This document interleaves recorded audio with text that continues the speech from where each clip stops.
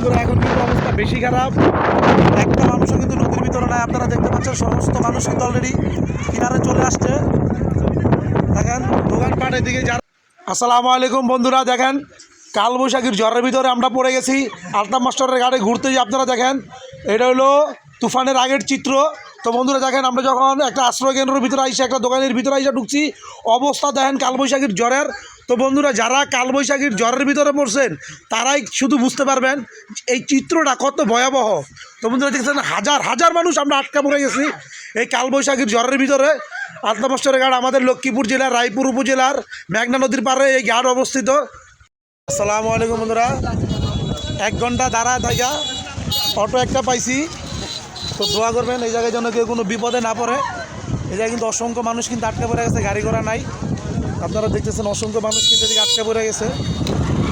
এই জায়গাতে কিন্তু মানুষের যাওয়াই কষ্টকর হয়ে গেছে।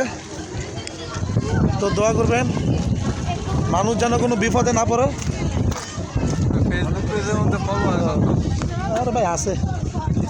তা আমরা কিন্তু একটা অটোতে উঠছি। তো বন্ধুরা ভালো থাকবেন, আসসালামু আলাইকুম। এরকম বিপদের মধ্যে কেউ কিন্তু যখন আকাশের অবস্থা খারাপ দিকে কেউ ঘুরতে বাইরে হবেন না, ছোটো ছোটো বাচ্চা নিয়ে বাইরে হবেন না, আকাশের অবস্থা বেশি খারাপ। তো বন্ধুরা ভালো থাকবেন, আসসালামু আলাইকুম রহমতুল্লাহ বরকাতুহু।